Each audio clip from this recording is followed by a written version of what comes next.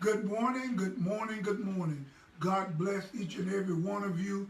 We're so happy that you were able to tune in to the East Macedonia Worship Hour. Certainly we thank God and want you to be blessed. I have my two of my lovely daughters here, Sister Tamika Robinson to my right and Sister Monica Hayes to my left. Good morning. Sister Tamika, say something to the people. Good morning, Facebook family and friends. It's just a blessing to be here on this great Sunday morning. This is the day that the Lord has made. So we're just looking forward to getting all back together, to fellowship and worship with you guys. And I love y'all and miss you. I would like to say happy 119th church anniversary to East Macedonia. It is such a blessing that the Lord has brought us this far. We would like to thank you guys for tuning in. We want to let our East Macedonia family know that we love you and we miss you very much. And like Tamika said, we cannot wait till we all can come together and to just praise the Lord together. But we thank God for this technology that we're having, that we're able to get on our social media, which is Facebook Live, or you can also reach us on YouTube. Please subscribe to our YouTube channel, East Macedonia Baptist Church, England. And this is the church where Pastor Clifton Hayes, my daddy. And we just thank you guys for tuning in. And like we said, we love you and miss you and can't wait to see you again. Now we're in the hands of Pastor Clifton Hayes. God bless you. Thank you so much. Thank you so much. Beautiful girl. We want to get right on into our message because I am really excited about what God is doing, and I'm excited about the revelation, knowledge that He's given us, and the word that is burning deep down on the inside of me, and I just can't wait to share it with you. This morning we're coming from John's Gospel, chapter 5, beginning at verse 1. That's John Gospel, chapter 5, beginning at verse 1 through 6. After this, there was a feast of the Jews, and Jesus went up to Jerusalem. Now there is at Jerusalem by the sheep market a pool, which is called in the Hebrew tongue Bethesda, having 5 porches. In those lay a great multitude of impotent folk, of blind, halt, wilted, waiting for the moving of the water. For an angel went down at a certain season unto the pool, and troubled the water. Whosoever then first after the troubling of the water stepped in was made whole of whatsoever disease he had. And a certain man was there which had an infirmity 38 years. When Jesus saw him lie, he knew that he had been now a long time in that case. He said unto him, Wilt thou be made whole? Wilt thou be made whole? Seems like that's a strange question for our Savior to ask a man that's been laying on his bed for 38 years, had been sick for 38 years, but that was the question. But before we dive into that, let us, if you will, do a little ground laying. First of all, Bethesda means house of olive or house of mercy. So then the impotent man, which it seemed as though it was a disease that had to do with paralyzed. He was unable to move easily. And so he was there at the pool, we won't say 38 years, but he was there a long time. And many people was there. And so he was there at the pool called the House of Mercy. What a good place to be, because suddenly he needed mercy. This pool had 5 porches, and as I said, a multitude, which means many people was lying there. Now, these people was weak. They was without strength. Some of them was immovable. They was unable to move. This man had been on his sick bed for 38 years. That's a long time.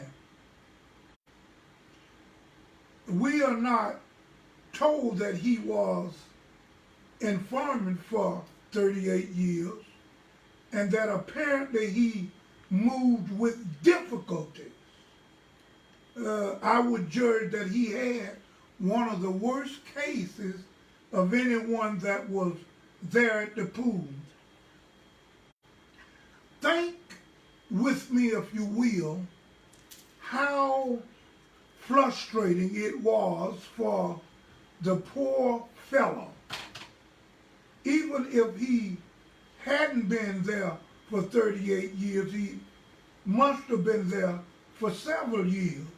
Man. He must have been much older than 38. And his condition was the result of his own sin. Well, in verse 10, we'll get to that. You'll see what Jesus said unto him about that.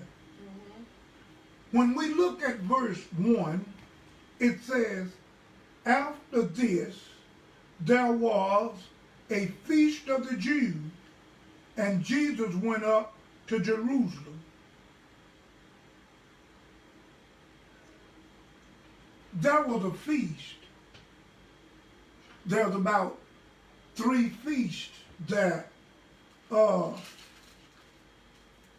well attended on several occasions.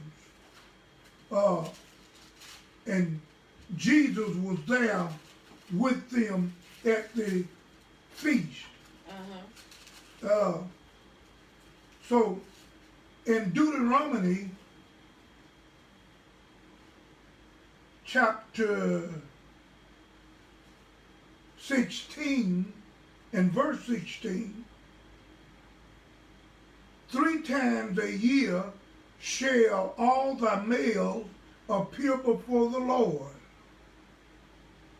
in the place which he shall choose in the feast of unleavened bread, and the feast of weeks, and the feast of tabernacle, and they shall not appear before the Lord empty. Right. What he was saying, don't come in here with nothing but face and hand. Right. He was saying, bring something. If you're looking for something, you ought to bring something. Yeah. So he says unto them, that's Deuteronomy, if you want to check it out, Deuteronomy 16 and 16. And so this man was there at the pool of mercy. And many folk, it was crowded. Many folk was there. They laid all around because they was waiting on an angel to come that would trouble the water. They was waiting. Yes. So we understand that it was very important to those sick folk, for there they got their healing.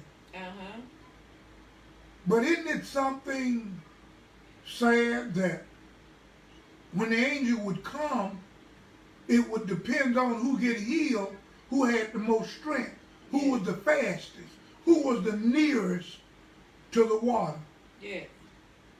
Many people were there at the pool. Notice what I said. But the action wasn't at the pool. It was in the pool. You need to stick a pin in that. Yeah. If it's raining, you can run to find shelter on the side of a building.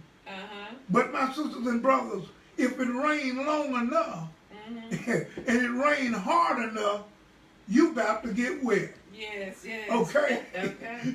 So what I'm saying is the action was in the pool and the man was laid there, wasn't able to get in the pool because many were stronger, many was faster, and they would beat him in. And it was the first one that stepped down in the pool was made whole. Yes. You see what I mean? The angel of God went down and troubled the water. Yes. Huh? Yeah. And a certain man was there with those infirmities, it said in verse 38. When Jesus saw him lie and knew that he had been now a long time in that case, he said unto him, Wilt thou be made whole? And so that says unto us, he's still asking the same question. Will thou be made whole? Listen, my brother and sister, I don't care. It doesn't matter whether you're 6'5", 255 pounds of nothing but solid muscle. If you had not accepted Jesus, if you don't recognize, if you had not accepted the plan of salvation, my brothers and sisters, you're like it.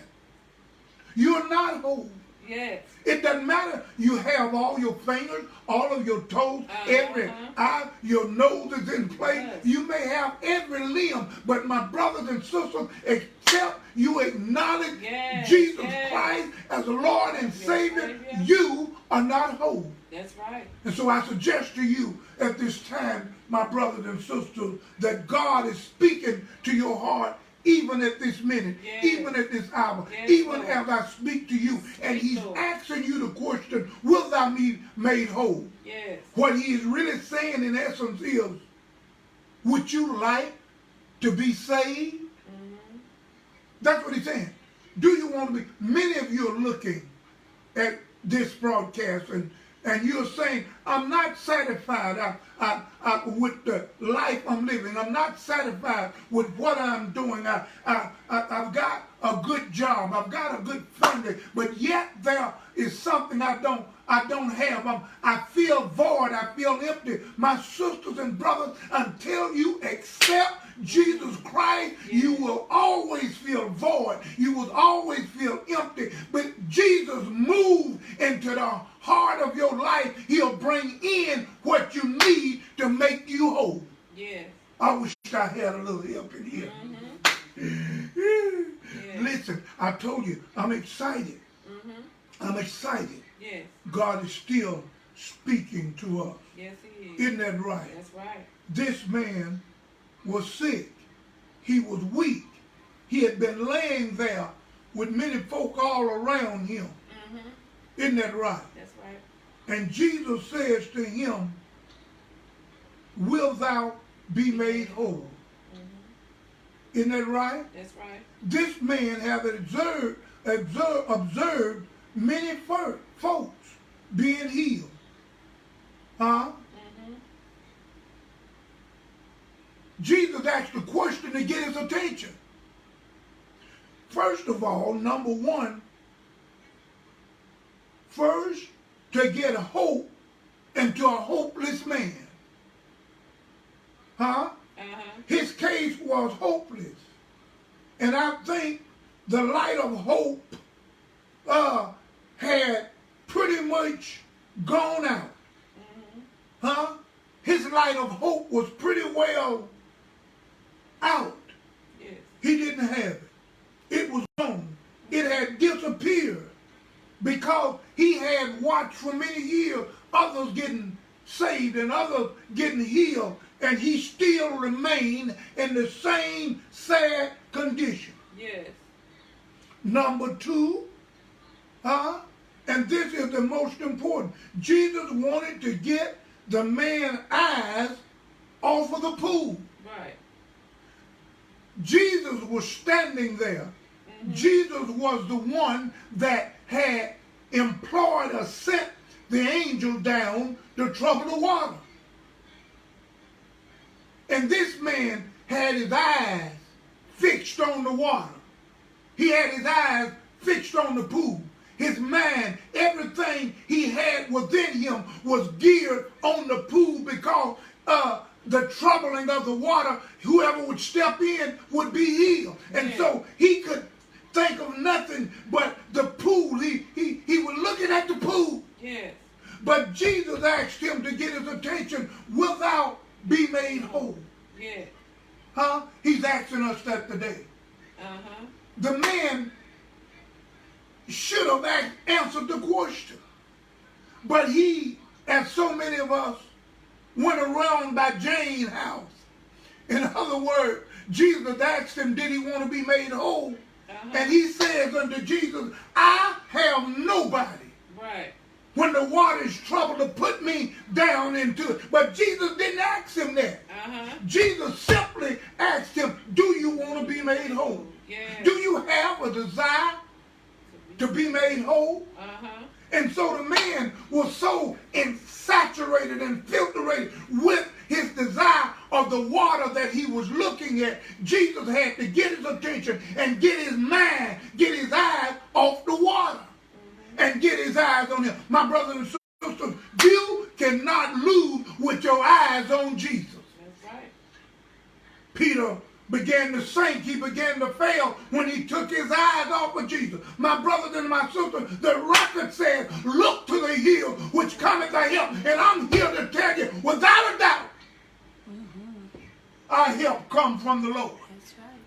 That made heaven and earth. Let us move on. Yes. Hallelujah. The important man answered him, sir, I ain't got nobody. You heard it. That's verse 7. Isn't that right?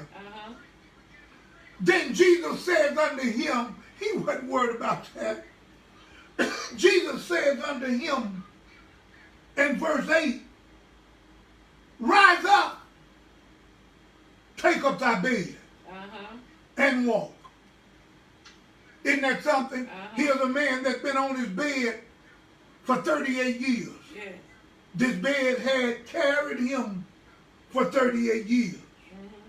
And the Lord Jesus steps up and look at him, claim his attention, and says to him, take up thy bed. That same thing that you've been laying on, and I want you to take it up and carry it with you. Yes. Is that right? That's right. Isn't that right? You've been laying on your bed, and now I want you to take up your bed, and I want you to take it up because there's not going to be any relapse. When Jesus healed you, you well healed. There ain't no going back and relapse. And so Jesus is saying to him, now I want you to take up your bed because I'm giving you an opportunity to be healed and to be whole. And you can give that place that you had unto somebody that needed. But I'm here today to make you whole. Yes. And the record in verse 9 says, and immediately the man was made whole, and he took up his bed, and he began to walk. And the same day was the Sabbath day. Now listen to me. Those religious leaders that can't see further than the nose. Those same ones that want to know so much that didn't know anything. Yes. Those religious leaders was upset with Jesus because he healed on the Sabbath day. Yes. Isn't that right? The Jews in verse 10 said, therefore said unto him that was cured, it is the Sabbath day. Yes. It is not lawful for thee to carry thy bed. Isn't that something? Yes. Here's a man that laid on his bed for 38 years. They were there. They seen that man every day, all day for 38 years. They didn't offer him a hand. They didn't try to help him. But the moment that Jesus stepped in and healed his body and gave him strength, and he carried his bed, they have a problem with the sick man carrying his bed. Isn't that right? Yeah. And I heard, he said, in the 11th verse, he answered them, he that made me whole, the same said unto me, take up my bed. Isn't that right? Then asked they him, what man is that said unto thee, take up thy bed and walk? And he that had healed waste not who it was that had healed him. Isn't that right? For Jesus had conveyed himself away, a multitude being in place. Jesus just kind of walked away and disappeared. And the man that was healed did not know who it was that had healed him. And so he couldn't answer truthfully. He said, I don't know. But in verse 14, after Jesus found him the next day, he said unto him, isn't that right? Behold, thou art made whole. Isn't that right? I heard him say, don't sin, lest the worst thing come upon thee. Isn't that right? The man departed and told the Jews that it was Jesus. It was Jesus which made me whole. Isn't that right? And therefore did the Jews persecute Jesus and sought to slay him because he had done this great work on the Sabbath day. But I heard the Lord say, isn't that right? My Father work is here too, and I work the works of him that sent me. My Father works every day, and I'm in the Father, and the Father is in me, and I also work every day. Ain't God all right? But who is it with a black heart? Who is it with an evil heart that's able to see good come? Isn't that right? Where there was something wrong and sad, it's turned around and made good. But those religious leaders couldn't see nothing but fault. But I heard the Lord say, my Father is the Lord of the Sabbath. He says, I am the Lord of the Sabbath. I'm greater than the Sabbath. And he said the Sabbath was not made. Isn't that right? Or the Sabbath was made for man. Isn't that right? And man not for the Sabbath. Ain't God all right? Yes. On my way to heaven, I stopped off here this third day on this first Sunday. Isn't that right? All made to ask you a question. Will thou be made whole? I don't know about you, but I'm glad right now. Do you know him? Do you know him now? Yes. Oh, I know him. He's the son of David, seed of Abraham, a stone. Yes. He was out of the mountain, a meek and humble lamb. And I want to know, do you know him? Yeah. I know the man. Come on. Yeah. Yes. I know him. Do you know him? He's a good person, good being to get to know. If I were you, I wouldn't put off the day for tomorrow. That's right. For tomorrow is not promised to you. Don't put off what you can do today for tomorrow. God bless you is our prayer. Until this time next week, Pastor Hayes, the East Macedonia Ministries, saying, bid you Godspeed.